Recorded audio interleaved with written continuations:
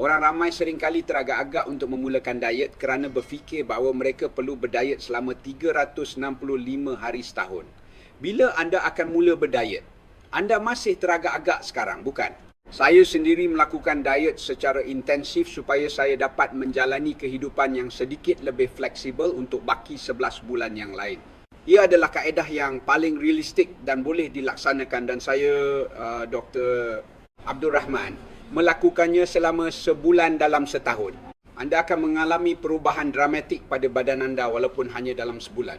Selamat sejahtera kepada para pelanggan Kembara Sihatku sekalian. Saya Dr. Abdul Rahman, seorang pakar perubatan keluarga yang berkhidmat sebagai profesor di Pusat Perubatan Kesihatan di sebuah hospital terkemuka di Kuala Lumpur. Sebenarnya saya juga mempunyai jenis badan yang mudah naik berat badan. Apabila melepasi pertengahan umur 30-an, ukur lilit pinggang saya sudah melebihi 36 inci dan saya hanya berfikir kena kurus tanpa berbuat apa-apa. Sebagai seorang doktor yang mengendalikan klinik obesiti, saya fikir jika saya terus berperut buncit dan kelihatan gemuk, ia tidak akan memberikan keyakinan kepada pesakit. Jadi semasa saya melanjutkan pelajaran di Amerika Syarikat pada akhir usia 30-an, saya mula berdiet dan berjaya mengekalkan berat badan yang telah saya turunkan sehingga kini.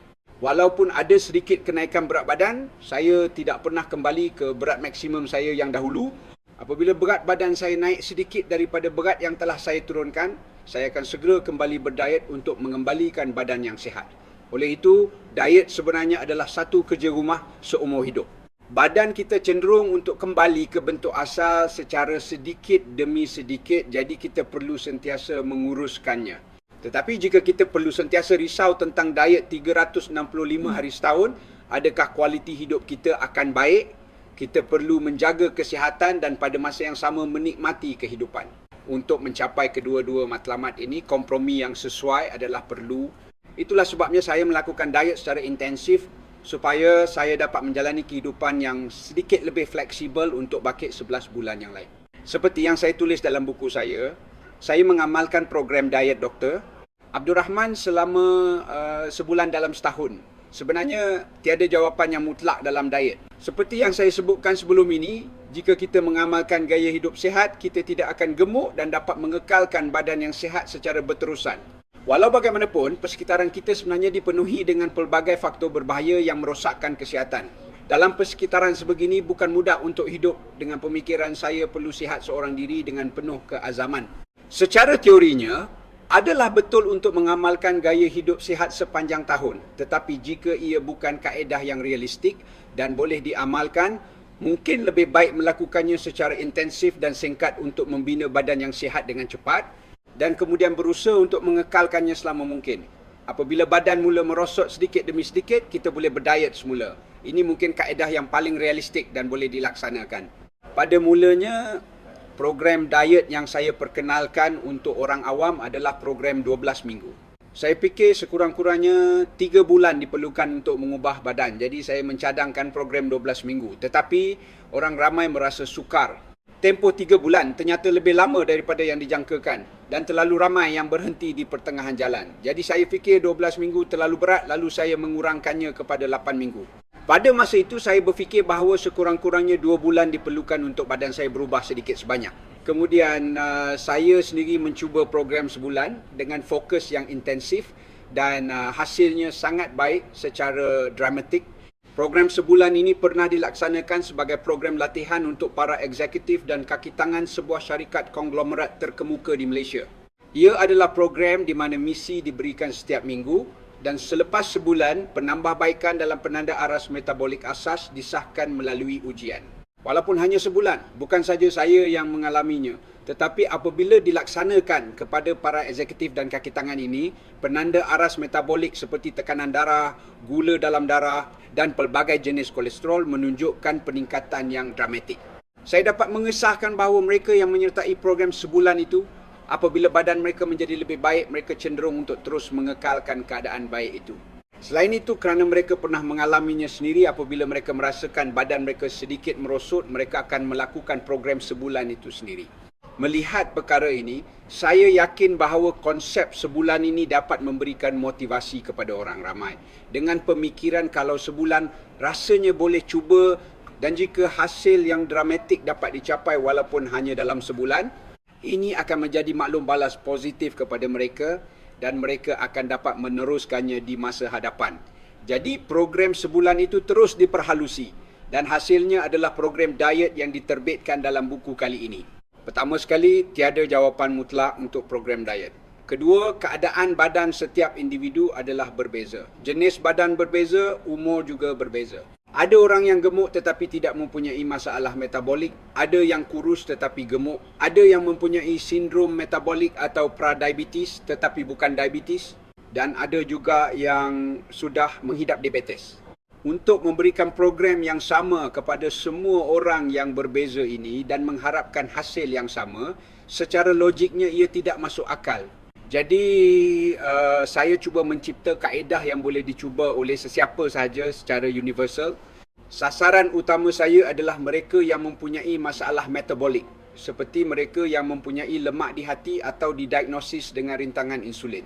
Permulaan pertama adalah dengan menghentikan pengambilan karbohidrat secara drastik. Ini kerana metabolisme untuk menggunakan lemak sudah rosak. Dan bagi orang yang sentiasa membekalkan gula, jika gula tidak dihentikan, tiada cara untuk lemak itu keluar. Jadi pada mulanya, karbohidrat dihadkan secara sengaja dan ini adalah bahagian yang paling sukar. Bagi orang yang sudah ketagih karbohidrat atau metabolisme lemaknya tidak lancar, jika tidak diberi karbohidrat, badan akan berasa sangat letih. Sebagai kesan sampingan, ia dipanggil gejala penarikan karbohidrat dan gejala seperti sakit kepala, kelesuan, cepat marah, kemurungan dan penurunan tumpuan akan muncul. Tetapi, sama seperti ada gejala penarikan semasa berhenti merokok, dalam proses menukar badan yang ketagih karbohidrat kepada badan yang menggunakan lemak, gejala penarikan ini tidak dapat dielakkan. Anda perlu bersedia untuk menghadapi sedikit kesukaran. Selama 3 hari pertama, saya sebenarnya mengharapkan kesan puasa singkat dan secara sengaja mengurangkan karbohidrat kepada kurang daripada 20 gram sehari. Bagi orang yang badannya sangat rosak, tidak mengapa bagi orang yang sihat, tetapi bagi mereka yang badannya rosak, jika pemakanan dihadkan secara ekstrim, kehilangan otot akan berlaku dengan cepat. Kehilangan otot adalah tidak baik, jadi untuk meminimumkan kehilangan otot, protein dibekalkan dalam bentuk shake sebanyak 4 kali pada selang masa yang tetap. Sebab ia dibekalkan dalam bentuk shake adalah kerana ia mudah dihadam dan diserap. Untuk mendapatkan kesan puasa, saluran gastrosis perlu berehat dan hormon lain juga perlu diberi masa rehat. Tetapi sebenarnya, makanan protein bukanlah makanan yang mudah dihadam dan diserap. Seperti yang anda tahu, jika anda makan daging atau telur, ia tidak mudah dihadam berbanding makanan karbohidrat biasa. Jadi, terdapat pelbagai tujuan di sebaliknya, tetapi yang penting ialah anda tidak boleh menahan lapar kerana tindak balas penyesuaian mungkin berlaku dalam badan kita. Jadi saya membenarkan sayur-sayuran, yogurt asli tanpa gula yang masam dan tauhu. Tauhu adalah antara protein yang agak mudah dihadam dan diserap, jadi saya membenarkannya. Oleh itu, selama 3 hari pertama, karbohidrat dihadkan secara sengaja, protein dibekalkan 4 kali dalam bentuk shake untuk meminimumkan kehilangan otot. Dan proses untuk mengubah badan saya dengan cepat dimulakan dengan shake, protein dan makanan ini. Jadi 3 hari inilah yang paling sukar. Pada hari keempat, pemakanan biasa dimulakan dengan membekalkan karbohidrat dalam bentuk nasi pada waktu makan tengah hari. Sebab nasi dibekalkan adalah kerana jika karbohidrat terus dihadkan, kehilangan otot tidak dapat dielakkan. Perkara yang penting bagi kita adalah untuk mengurangkan lemak badan, tetapi pada masa yang sama, adalah lebih baik jika otot dapat dikekalkan atau sekurang-kurangnya bertambah. Jadi untuk meminimumkan kehilangan otot, karbohidrat dibekalkan dalam bentuk nasi. Dan kita masih perlu mengambil protein yang mencukupi, jadi lauk sayur-sayuran dan lauk protein perlu diambil secukupnya. Ini berlaku dari hari ke-4 hingga hari ke-7 pada separuh kedua minggu pertama. Diet tidak boleh menjadi stres. Bagi orang yang mengalami gejala penarikan karbohidrat yang teruk, sakit kepala yang teruk boleh bermula seawal hari kedua. Dalam kes itu, jangan sengaja menahan kesakitan. Saya benarkan mereka untuk makan nasi pada waktu makan tengah hari pada hari kedua, iaitu lebih awal daripada hari keempat. Walaupun hasil penting, jika diet menjadi stres, kesannya tidak akan baik. Yang menariknya bagi mereka yang sakit kepala teruk, sakit kepala akan hilang apabila mereka makan nasi. Ini kerana ia adalah gejala penarikan karbohidrat. Apabila gula masuk, gejala tersebut akan hilang. Dengan kata lain, ia mengesahkan bahawa badan saya telah begitu ketagih kepada gula dan tidak dapat menggunakan lemak dengan baik.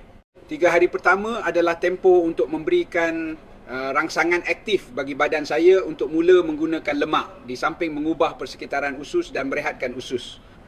Ia boleh dikatakan sebagai permulaan puasa singkat dan detoksifikasi. Separuh kedua minggu pertama, di mana karbohidrat dibekalkan dan pemakanan biasa dimulakan, adalah tempoh untuk mengekalkan jisim otot sambil menggahatkan karbohidrat agar badan saya dapat menggunakan lemak.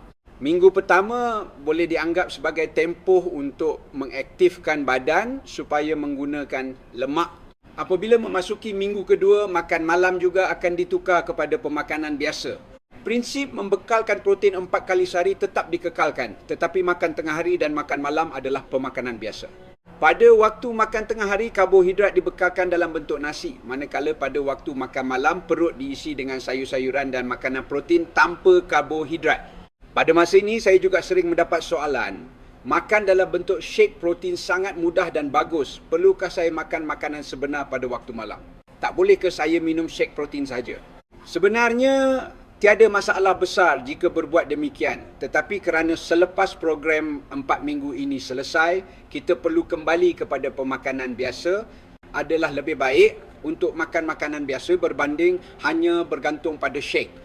Ini penting untuk membantu hormon kenyang kembali normal dengan cepat dengan merasai kenyang melalui makanan biasa, dan juga penting untuk membiarkan badan saya sendiri yang menentukan jumlah makanan yang dimakan. Jadi adalah lebih baik untuk makan makanan biasa pada waktu makan tengah hari dan malam. Pada minggu kedua, kekacang dan legum dibenarkan. Jadi jika anda menambah banyak kacang lentil atau seumpamanya ke dalam nasi, anda boleh makan dengan rasa kenyang walaupun hanya makan separuh mangkuk nasi.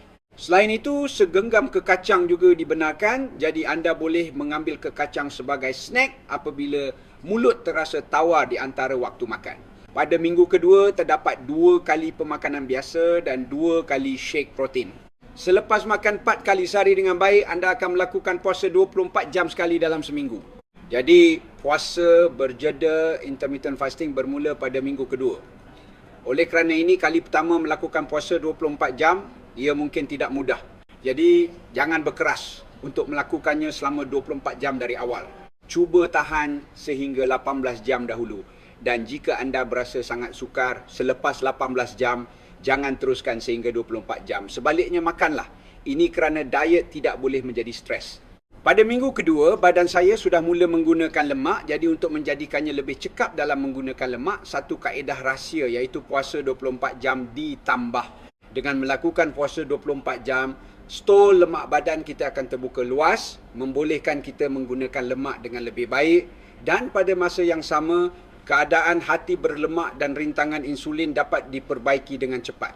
Kemudian, apabila memasuki minggu ketiga, dengan makan dengan baik, melakukan puasa berjeda dan bersenam, badan saya akan mendapat momentum dan mula membakar lemak secara aktif.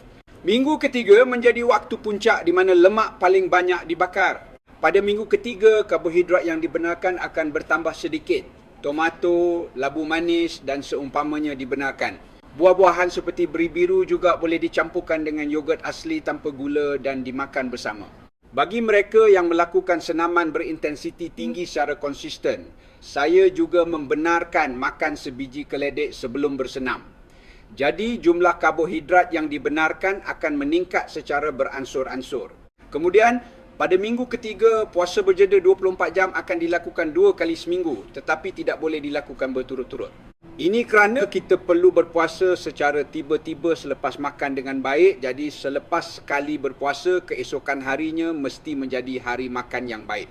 Jika anda telah melakukannya dengan baik sehingga minggu pertama dan kedua, dan sampai ke minggu ketiga, tetapi sebaliknya otot anda berkurangan atau tiada peningkatan otot pada minggu ketiga, anda perlu kembali ke minggu kedua.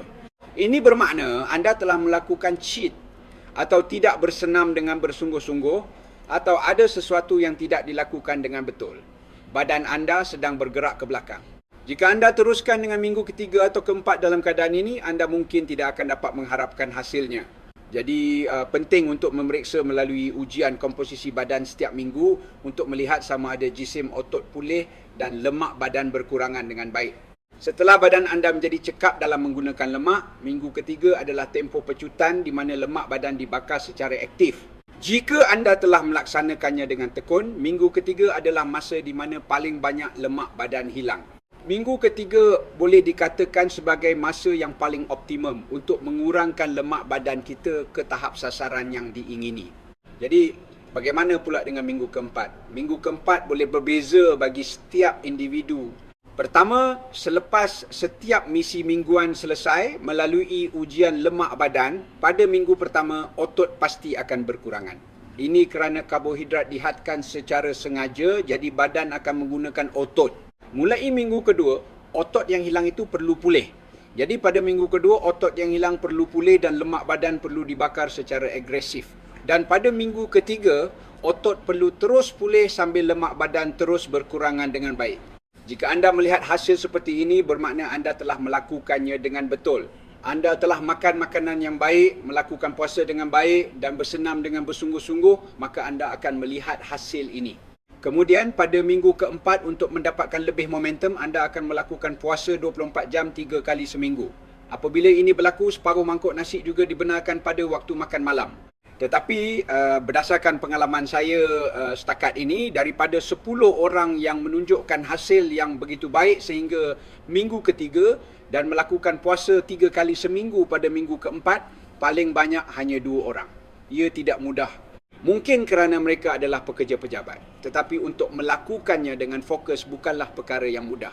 Jadi, bagi mereka yang telah pulih jisim ototnya ke tahap awal pada minggu ketiga dan lemak badannya juga berkurangan dengan baik, mereka boleh melakukan puasa 3 kali seminggu pada minggu keempat. Tetapi, bagi mereka yang belum pulih jisim ototnya ke tahap awal, adalah lebih baik untuk mengulangi misi minggu ketiga sekali lagi pada minggu keempat. Ini bermakna anda perlu melakukan puasa 24 jam 2 kali seminggu. Jika anda meningkatkan masa puasa secara berlebihan, otot mungkin akan berkurangan. Walaupun anda mengulangi misi minggu ketiga pada minggu keempat, kesan yang anda nikmati pada minggu ketiga akan muncul semula pada minggu keempat. Muzik, selepas minggu keempat selesai, anda akan beralih ke fasa pengekalan. Ini bukan lagi fasa untuk mengurangkan berat atau lemak badan, tetapi tempoh untuk mengekalkan berat dan lemak badan yang telah dicapai. Jadi kaedahnya sedikit berbeza. Setiap pagi naik ke atas penimbang dan lihat angkanya. Jika angka pada penimbang lebih tinggi daripada hari sebelumnya, apa yang perlu anda lakukan? Bukan dengan mengurangkan makan, tetapi dengan meningkatkan aktiviti fizikal. Anda akan beralih kepada strategi untuk mengekalkan berat badan itu secara berterusan.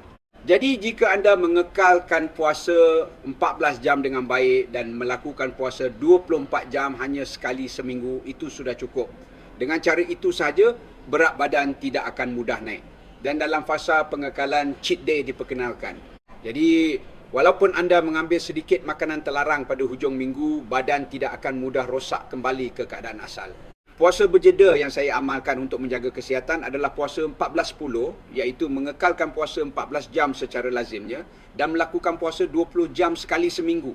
Ini adalah kaedah yang boleh dilakukan apabila anda ingin mengekalkan keadaan badan semasa atau menjadi sedikit lebih sihat. Menambah puasa berjeda 2 atau 3 kali seminggu adalah perlu apabila anda ingin melakukan program diet yang lebih agresif untuk mengurangkan berat badan, lemak badan dan lemak perut. Tetapi ini tidak bermakna anda akan mendapat kesan dengan terus melakukan puasa berjeda 2 atau 3 kali seminggu dari awal. Badan anda perlu bersedia. Jadi, dengan memulakan dari minggu pertama secara berperingkat dan apabila badan anda telah berubah menjadi badan yang menggunakan lemak secara aktif, barulah kesannya dapat dimaksimumkan. Jika anda tergesa-gesa dan melakukan puasa berjeda secara berlebihan semasa badan anda masih rosak kerana ingin cepat kurus, keburukan mungkin lebih besar daripada kebaikan. Satu lagi soalan yang sering saya terima ialah, saya dah cuba sebulan, lemak perut pun dah kurang dan seronok sangat tengok lemak hilang sekarang. Saya nak teruskan sebulan lagi, boleh tak? Tentu sekali boleh. Jika badan anda memberi respons dan menuju ke arah badan yang lebih sihat, kenapa pula tidak boleh? Jika hasil program sebulan itu baik, anda boleh teruskan. Jadi adakah saya perlu bermula dari minggu pertama semula jika saya teruskan? Tidak perlu. Anda boleh terus mengekalkan minggu ketiga. Jadi jika otot anda terus pulih dan lemak badan terus berkurangan, tiada masalah untuk melakukan puasa 24 jam 2 kali seminggu. Cuma, untuk puasa 3 kali seminggu, anda perlu sedikit berhati-hati. Jadi adalah lebih baik melakukannya melalui perundingan dengan pakar. Puasa 2 kali seminggu boleh diteruskan secara konsisten. Tetapi jika anda menjadi tamak dan berfikir, bulan kedua dah banyak turun, kena teruskan lagi untuk turun lebih banyak. Pada bulan ketiga, perubahan berat badan atau lemak badan tidak akan sebanyak pada permulaan. Walaupun anda berusaha seaktif mana pun, melainkan anda melakukannya dengan sangat ketat, badan anda secara tidak sedar akan mengetahuinya dan menurunkan kadar metabolisme asas atau otot tidak pulih dengan betul. Jadi ia tidak akan mudah. Jangan berlebihan, jangan tamak dan teruskan ke fasa pengekalan. Dalam fasa pengekalan, makan dengan baik, bersenam dan banyak bergerak untuk memulihkan kadar metabolisme asas yang telah menurun dan memulihkan jisim otot, kemudian anda boleh melakukannya semula. Inilah kaedah yang realistik dan boleh dilaksanakan. Perbezaan antara diet rendah karbohidrat tinggi lemak LCHF ketuk dan program diet Dr. Abdul Rahman ialah program diet Dr. Abdul Rahman adalah diet yang mengamalkan pemakanan sihat. Matlamat utamanya adalah untuk makan karbohidrat yang baik, protein berkualiti dan lemak yang baik. Namun pada peringkat awal, karbohidrat dihadkan secara sengaja untuk mula menggunakan lemak. Jadi pada peringkat awal, ia mungkin kelihatan serupa dengan LCHF. Tetapi perbezaannya ialah LCHF juga menghadkan karbohidrat dan protein. Karbohidrat dihadkan kepada 10% daripada jumlah pengambilan tenaga, protein kepada 20% dan baki 70% adalah lemak. Walau bagaimanapun, bagi orang yang badannya dalam keadaan tidak baik, jika karbohidrat dihadkan secara sengaja, badan kita tidak dapat menggunakan lemak dengan baik dan sebaliknya akan menggunakan protein otot yang mudah menyebabkan kehilangan otot. Jadi jika karbohidrat dihadkan, untuk mengelakkan kehilangan otot, pengambilan protein perlu ditingkatkan sedikit. Sudah tentu apabila badan menjadi lebih cekap dalam menggunakan lemak, tidak perlu lagi menghadkan karbohidrat. Maka apabila jumlah karbohidrat yang dibenarkan meningkat, pengambilan protein juga akan berkurangan. Akhirnya, pengambilan karbohidrat akan meningkat sedikit demi sedikit, pengambilan protein akan berkurangan dan ia akan beralih kepada diet sihat yang mengamalkan karbohidrat yang baik, protein berkualiti dan lemak yang baik. Inilah diet Dr. Abdul Rahman. Badan kita seperti kereta hibrid menggunakan kedua-dua gula dan lemak sebagai sumber tenaga. Jadi apabila gula masuk, ia akan digunakan terlebih dahulu dan apabila gula habis, lemak yang disimpan akan digunakan. Jika kita bandingkan tisu lemak dengan spen, apabila makanan tidak masuk sekali-sekala, spen itu perlu diperah untuk mengeluarkan air di dalamnya. Selepas diperah, barulah ada ruang untuk menyimpan lemak berlebihan semula. Ia perlu diperah sekali-sekala supaya ia boleh menyerap air semula. Dalam gaya hidup orang moden, bilakah spen tisu lemak ini pernah diperah? Pada waktu siang, kita makan snack di antara waktu makan, malah tidak menjaga puasa 12 jam, makan sehingga lewat malam dan kemudian terus tidur dan makan sebaik sahaja bangun pagi. Jika kita terus memberi air kepada spen tisu lemak tanpa memerahnya, tisu lemak ini tidak akan berfungsi dengan baik. Jadi, cara untuk memerah tisu lemak ini adalah dengan melakukan senaman ekstrim berintensiti tinggi seperti maraton atau berbasikal. Dan satu lagi cara adalah dengan berpuasa. Jadi dengan berpuasa sekali-sekala, spen lemak ini akan diperah, barulah ia dapat berfungsi dengan baik untuk menyerap air semula. Oleh itu, tisu lemak orang moden adalah seperti spen yang basah kuyup. Kerana ia tidak pernah diperah, ia tidak berfungsi dengan baik, ini bermakna metabolisme lemak tidak dapat berjalan dengan lancar. Untuk membolehkan metabolisme lemak berjalan dengan lancar, itulah sebabnya senaman dan puasa berjeda perlu dimasukkan. Pada minggu pertama, semasa proses badan menjadi lebih baik, gejala yang tidak diingini mungkin muncul. Seperti yang dinyatakan sebelum ini, gejala penarikan karbohidrat seperti sakit kepala, kelesuan, cepat marah dan sebagainya boleh berlaku pada minggu pertama. Apabila air keluar dari badan secara mendadak, hipotensi ortostatik iaitu rasa pening sedikit apabila bergerak boleh berlaku. Ramai juga yang mengadu tentang sembelit. Sebenarnya, sembelit bukan sahaja berlaku dalam program diet saya, tetapi ia adalah salah satu gejala yang biasa berlaku kepada mereka yang berdiet secara amnya. Ramai yang salah faham dan berkata, adakah sembelit berlaku kerana jumlah makanan berkurangan? Sebenarnya, kemungkinan besar ia adalah gejala yang berlaku kerana diet secara tidak sedar telah menjadi stres kepada badan saya. Ini kerana persekitaran berubah, bukan lagi makanan biasa yang masuk. Jadi dalam proses badan saya menyesuaikan diri dengan persekitaran yang baru. Usus yang boleh dianggap sebagai otak kedua bertindak balas dengan sedikit sensitif. Jadi sembelit mungkin berlaku dan ada juga yang sebaliknya mengalami gejala cirit-birit. Fenomena ini bersifat sementara. Jadi ia akan bertambah baik dengan peredaran masa. Jika anda mengalami sembelit, minum lebih banyak air, mengambil probiotik yang mencukupi juga boleh membantu dan menggunakan yogurt asli tanpa gula juga bermanfaat. Prinsip puasa adalah tiada makanan yang menghasilkan tenaga masuk ke dalam badan. Jadi jika ubat tidak mengandungi gula atau kalori, ubat tidak menjadi masalah sama sekali. Walau bagaimanapun, jika anda menghidap diabetes dan mengambil ubat diabetes, melakukan puasa berjeda boleh menyebabkan hipoglisemia, gula darah rendah kerana ubat bertindak tetapi tiada makanan yang masuk. Oleh itu, jika anda menghidap diabetes dan sedang mengambil ubat diabetes, anda tidak boleh melakukan puasa berjeda sewenang-wenangnya. Anda mesti membuat keputusan selepas berbincang secukupnya dengan doktor yang memberi preskripsi. Berapa banyak yang perlu saya makan tidak dikira dengan kalori tetapi ditentukan oleh badan saya sendiri. Semakin sehat badan anda, ia akan secara automatik makan hanya jumlah yang diperlukan. Anda makan berlebihan dan makan melampau kerana badan anda tidak sihat. Ramai yang bertanya, walaupun saya buat diet doktor, Abdul Rahman, bukankah kesannya akan jadi yo-yo juga? Ini adalah salah faham tentang yo-yo. Contohnya, katakan saya mengalami hati berlemak dan rintangan insulin kerana minum arak dan makan snack. Tetapi saya tidak mahu berhenti minum, saya mahu makan kek dan saya tidak mahu bersenam. Jadi saya hanya makan ubat herba atau mengambil preskripsi ubat kurus untuk makan sedikit dan menurunkan berat badan. Kemudian apabila saya berhenti mengambil ubat, apa yang akan berlaku? Badan yang rosak itu belum pulih, jadi sudah tentu berat badan akan naik semula. Inilah yo-yo. Jadi apa bezanya diet Dr. Abdul Rahman? Ia menuju ke arah memulihkan badan yang rosak secara asasnya, membersihkan lemak dari hati yang berlemak, meningkatkan keupayaan insulin untuk berfungsi dalam badan yang mempunyai rintangan insulin. Apabila kembali ke badan yang sihat seperti ini, adakah badan akan rosak jika sesekali minum arak atau makan kek?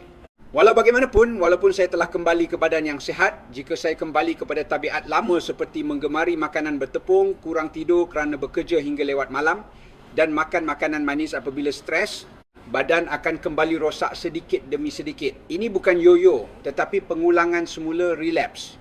Kita perlu membezakan antara yo-yo dan pengulangan semula. Jadi apabila saya telah mengembalikan badan saya kepada keadaan sihat, saya perlu menjaganya dengan baik.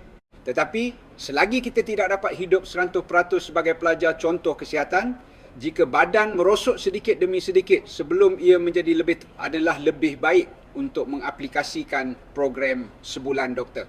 Abdul Rahman semula pada badan saya untuk mengembalikannya kepada keadaan sihat yang asal dengan cepat.